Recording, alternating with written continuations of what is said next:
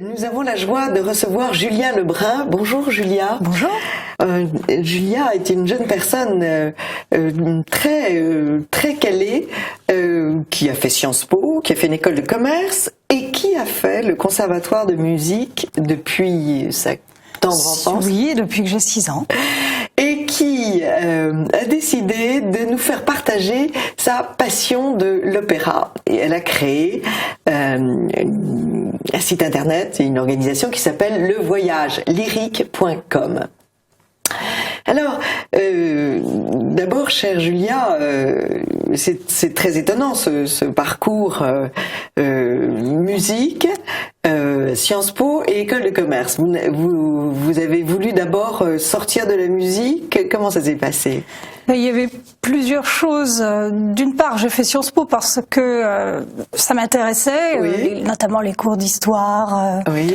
Et en plus, j'avais une petite idée derrière la tête qui était d'essayer de travailler dans un opéra, notamment dans l'administration d'un opéra. Ah oui. Donc en travaillant à Sciences Po et ensuite en complétant avec une école de commerce en communication, j'avais l'espoir d'essayer de travailler au service communication d'un opéra. Donc ça, c'était une petite idée que j'ai eue. Donc rentrer dans la maison voilà, par l'administration. Par l'administration, c'est une bonne idée, oui. C'était une bonne idée, peut-être pas une si bonne idée que cela, parce que les places sont rares et sont chères. Et donc c'est pour ça que j'ai fait ce parcours qui paraît assez étonnant. Donc vous avez créé votre propre activité, ce qui est la meilleure façon de faire ce qu'on aime. Tout à fait. Le voyage lyrique, parce que vous partez du point de vue que il y a beaucoup d'idées reçues sur l'opéra et que cet opéra, ça reste, j'ai envie de dire, le château de la Belle au bois dormant et qu'il faut conduire les amateurs vers ce château. Moi-même, je suis tombée dans l'opéra assez jeune, un petit peu toute seule. Bon, m'y a aidé, mais l'essentiel du travail, je l'ai fait toute seule parce que j'ai eu quelque chose qui m'a attirée sans vraiment savoir quoi. C'était au fond de moi. Et du coup, j'ai partagé cette passion autour de moi. J'ai rencontré beaucoup d'incompréhension, évidemment, notamment au collège et au lycée. Ah oui. Là, on vous a regardé comme un ovni. Évidemment, quand on parle de grands chanteurs comme Dietrich Fischer-Dieskau à 12 ans, les gens ne comprennent pas. Dietrich quoi ? C'est une star du rock ou une star du rap? Non. Et en même temps, j'ai rencontré aussi des gens de tous âges qui m'ont dit ça a l'air passionnant de la manière dont tu le racontes, tu as l'air d'adorer ça, j'aimerais bien en connaître un peu plus, mais on m'a jamais amené vers ça, j'ai jamais eu l'occasion d'y aller, je sais pas comment avoir des places, je ne sais pas également quel spectacle choisir parce que je cherche le programme et il y a plein de choses dont j'ai jamais entendu parler.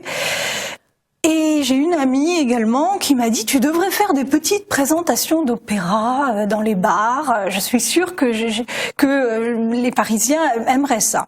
Donc tout ça m'a amené à me dire que peut-être que ça pourrait marcher de faire des conférences sous des formes très variées, des ateliers pour faire découvrir l'opéra aux gens.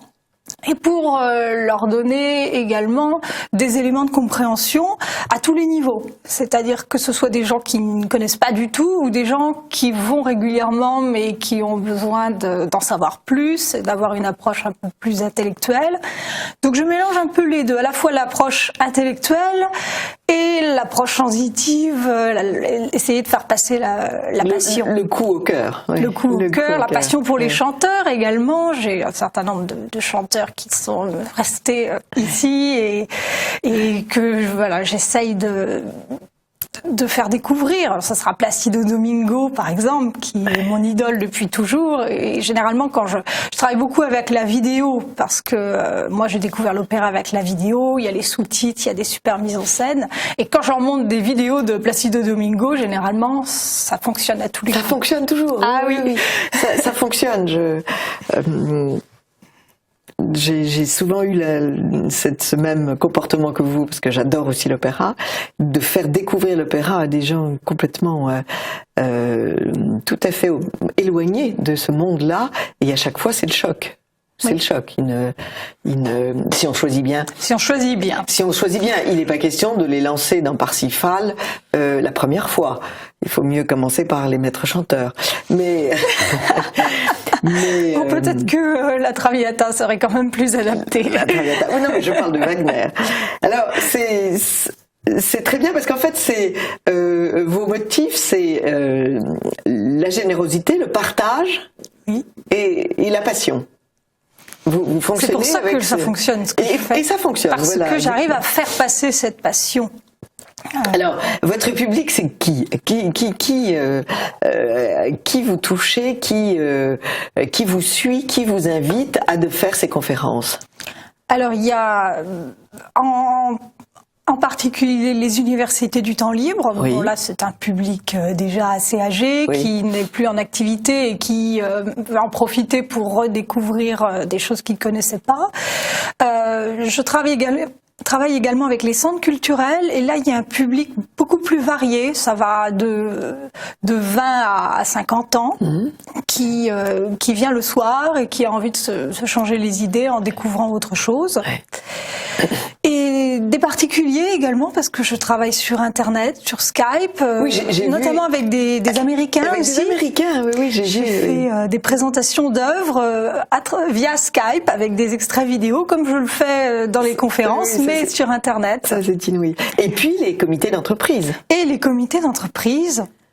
Où là, je fais des interventions plus courtes, 1 heure, 1 heure et demie, le midi, sur leur temps de déjeuner. Ils viennent découvrir soit l'opéra de manière générale, soit une œuvre, une présentation de la flûte enchantée, d'Othello. Et ça, c'est quelque chose qui marche très très bien. Qui marche très très bien. Et vous organisez aussi des petits groupes pour aller à l'opéra, parce que c'est vrai que c'est compliqué d'aller à l'opéra. Oui, j'ai eu une demande depuis l'année dernière de gens qui me disaient bon, maintenant on aimerait bien mettre en application ce que vous nous avez appris. Oui. Et donc depuis l'année dernière, j'organise des soirées où donc je prends des places d'opéra, mais je réunis les gens avant et on discute autour d'une coupe de champagne. Je leur présente l'œuvre pendant 3/4 d'heure. Et ensuite, on va ensemble à l'opéra. Donc, j'ai commencé l'année dernière et cette année, j'ai vraiment rationalisé la chose et je fais plusieurs sorties à l'Opéra Bastille et au Théâtre des Champs-Élysées, qui est une salle que j'aime énormément, qui est plus intime, plus chaleureuse que l'Opéra Bastille. Bastille, oui, bien sûr. Alors, vous avez, on va montrer aux téléspectateurs comment vous procédez en passant un petit passage où vous expliquez une œuvre d'abord et puis après vous expliquez le passage, le morceau que vous avez choisi. Et il s'agit là de Nessun Dorma de Turandot de Puccini, avec des illustrations sonores de vidéo. Toujours vidéo avec moi. Toujours vidéo. Oui. Et alors vous venez avec votre projet vidéoprojecteur ou comment vous faites vous? Je viens avec mon ordinateur, mes vidéos, mes extraits vidéo et je représente une bonne quantité d'extraits dans les plus belles mises en scène, avec les sous-titres, les gros plans, des beaux décors, des beaux costumes. Et je leur montre évidemment les chanteurs que je préfère et les extraits que je préfère. Et je présente le compositeur et l'œuvre, et le contexte musical, un petit peu de musicologie, un petit peu de récit, d'histoire. Enfin, j'essaie de mélanger les éléments très intellectuels, historiques, quand même, pour qu'il y ait du fond. Et les éléments musicaux, présenter un petit peu l'orchestre, essayer d'inciter les gens à écouter certains instruments, écouter à ce moment-là il y a le violoncelle, la préparation fait tout. Aller à l'opéra, écouter un opéra sans avoir lu le livret d'abord, le livret ne suffit pas, c'est-à-dire que je connais beaucoup de gens qui disent je lis le livret, mais tout ce qu'on fait en lisant le livret, c'est couper, c'est rompre le suspense. Ça, c'est la partie intellectuelle, vous avez raison. Mais il faut aussi écouter, c'est très important pour habituer l'oreille. Oui, absolument. Et le bonheur en est décuplé. La première fois que j'ai entendu Parsifal, par exemple, j'ai entendu à la télévision. Je voulais absolument l'écouter parce que j'avais une place pour aller voir Placido Domingo que je n'avais jamais vu sur scène. J'avais cette place pour l'Opéra Bastille et je me suis dit je vais me préparer. J'écoute Parsifal. Je me suis dit mais qu'est-ce que c'est que cette horreur? Je me suis dit c'est pas possible, je vais jamais y arriver. Mais comment il peut chanter quelque chose pareil?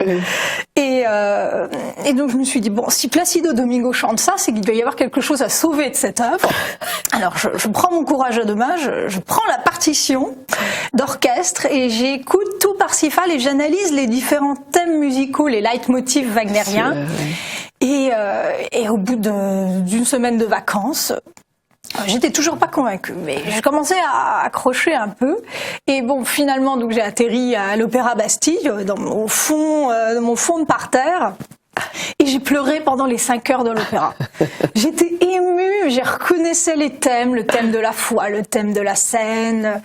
Et j'étais émerveillée. Et évidemment, je l'aurais pas été si j'avais pas fait cette préparation avant. Donc là, c'est vraiment un exemple évident de la nécessité de se préparer. Vous savez qu'il y a un couple de grands musicologues qui a fait ça pour Jean-Sébastien Bach. Oui. C'est Brigitte et Jean Massin. Vous n'étiez pas nés, mais moi j'ai écouté pendant des années Brigitte et Jean Massin nous introduire à l'œuvre de Bach en nous faisant justement reconnaître les leitmotifs. Et c'était extraordinaire. Bach est aussi quelqu'un qui a besoin d'une initiation. Voilà. Et donc vous marchez sur les pas d'ancêtres remarquables, parce que Brigitte et Jean Massin, c'était une personnalité extraordinaire. Alors on va vous écouter maintenant dans votre fonction et en l'état, donc présenter Puccini et Nessun. Des paroles de désespoir, car s'ils ne trouvent pas le nom, ils vont tous mourir. Mais l'étranger n'en a cure et les interrompt violemment. Sa voix est cette fois-ci soutenue par le timbre brillant des cuivres, alors qu'il appelle l'aube, cette aube qui doit lui apporter la victoire tant attendue. Il pousse alors ce célèbre cri « Vincerò », « Je vaincrai », sur un aigu triomphant, soutenu par un glorieux tutti d'orchestre.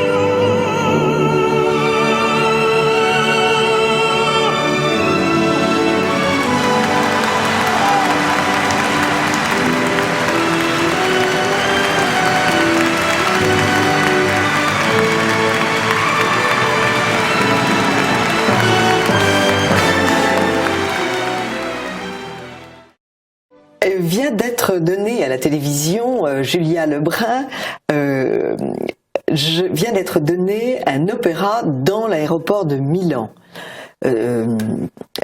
C'était l'Élixir d'amour de Donizetti, c'était joué admirablement, mais j'ai eu une infinie pitié pour les chanteurs qui devaient quand même être très malheureux de chanter dans ce bruit, dans ce Capharnaüm qui est un aéroport. Il y a énormément de projets comme ça. Il y a eu la Bohème à Berlin également, des projets qui ont pour but d'essayer de faire venir l'opéra aux gens. Parce que les gens ne viennent pas à l'opéra, donc on inverse le processus, on met des micros aux chanteurs et on les fait se balader dans les rues. Bon, moi je trouve ça absolument absurde. Oui, parce que pourquoi pas l'opéra, c'est déjà une partie de la magie. C'est Wagner qui a essayé de montrer que lorsqu'on allait à l'opéra, c'était une expérience quasi mystique, qu'il fallait se concentrer, qu'il fallait rentrer dans l'ambiance. Même quand on va au cinéma, on fait pas autre chose, on se balade pas. Et je pense que ça va complètement à l'encontre de l'expérience qu'on peut avoir lorsqu'on va à l'opéra, parce qu'il faut rentrer dedans. C'est pas une musique qui s'écoute en musique de fond. Non. Au contraire, même en musique de fond, c'est presque inaudible. C'est quelque chose de beaucoup plus profond que ça. Mais bon, l'idée, c'est de montrer que l'opéra peut être accessible. Tous les moyens sont bons.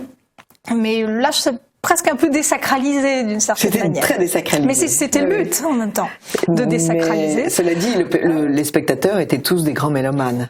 Oui, au bout du compte, c'est ça. Donc on a fait venir que les mélomanes. Comme on fait des diffusions sur les grands écrans de télé, parce sur les qu'en fait, scènes, votre préparation est nécessaire. C'était la justification de votre travail. Alors vous avez écrit aussi, Julia Lebrun, vous avez écrit un livre qui s'appelle Les Chevaliers d'Apollon. Et j'ai regardé un petit peu cette bataille entre les Apolloniens et les Dionysiaques. Alors expliquez-nous un petit peu ça. Il n'est pas encore publié, ce livre. Il n'est pas encore publié. Oui, vous cherchez un éditeur. Il est toujours en recherche. Donc nous faisons un appel, mais racontez-nous cette... C'est un livre assez, on va dire, original, parce qu'il a un ton assez léger. C'est-à-dire que beaucoup de gens qui l'ont lu me disent, c'est vrai que c'est assez jeune. Il y a toute ma passion pour l'opéra qui passe dans le livre, mais en même temps, j'ai énormément d'expériences personnelles que j'ai fait passer dans ce roman. C'est un roman d'aventure qui se passe dans le milieu de l'opéra. Oui. Et j'ai essayé de montrer un peu l'opposition, la manière de vivre la musique.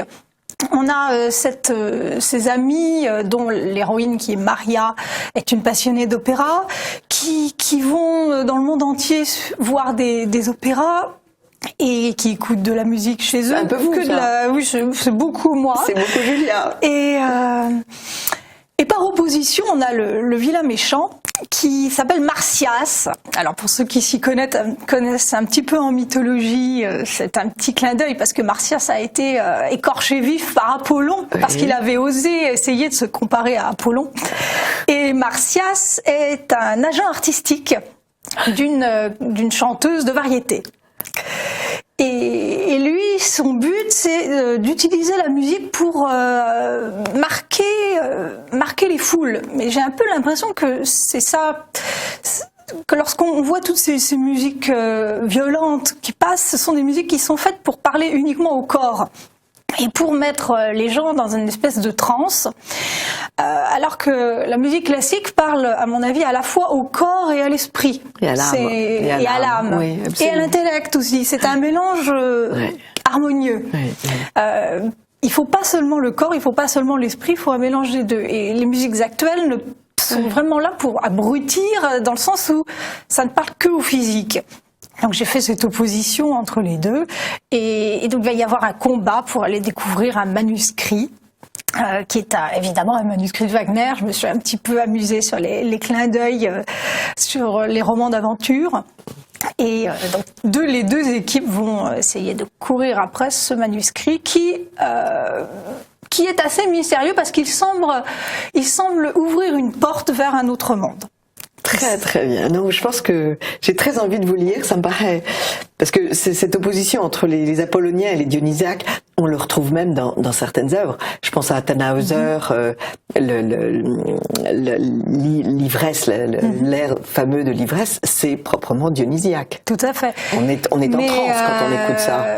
Et puis après, il y a la prière, les pèlerins, et cela change complètement. Et là, ça redevient apollonien.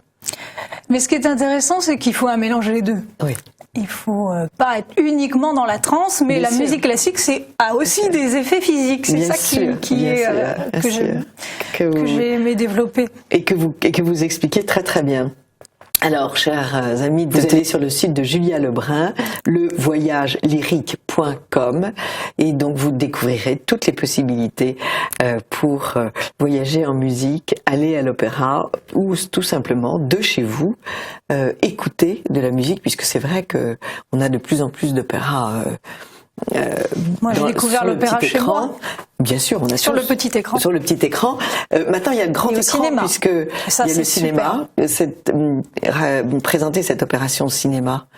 C'est le Metropolitan Opera de New York qui a lancé ce projet il y a plusieurs années de diffuser en direct de la salle dans les cinémas d'abord américains et ensuite cinéma du monde. Tous les cinémas du monde, il y a plus de 60 pays maintenant. Et c'est passionnant parce que à la fois on a les gros plans, le côté très présent des chanteurs, on les voit comme s'ils étaient en face de nous, comme on les voit jamais à l'opéra. Et en même temps, c'est en direct, on conserve l'enthousiasme du direct avec ces présentateurs qui nous font également des interviews des chanteurs qui sortent en sueur de la scène. Moi, je trouve ça très très très bonne idée. Et d'ailleurs, ça a été maintenant repris par l'Opéra Bastille, par le Covent Garden à Londres. C'est un projet qui fonctionne très très bien parce qu'en plus c'est moins cher. Et puis c'est encore 25 euros. Pour l'expérience. Pour l'expérience, c'est merveilleux. Et puis enfin, il y a les DVD. On peut très bien il y en a plein maintenant. S'acheter ou se louer un DVD et sans parler de tout ce qu'il y a sur Internet maintenant. Sans parler de énormément de vidéos qui circulent sur Internet. Oui. Donc beaucoup, d'ailleurs sur mon site aussi. Et sur votre site, ah oui, c'est très bien. Voilà, Julia Lebrun, merci beaucoup pour ce voyage lyrique. Merci à vous. Vous revenez dès que vous avez un nouveau projet et en tout cas, dès que le livre est publié, nous vous recevons évidemment.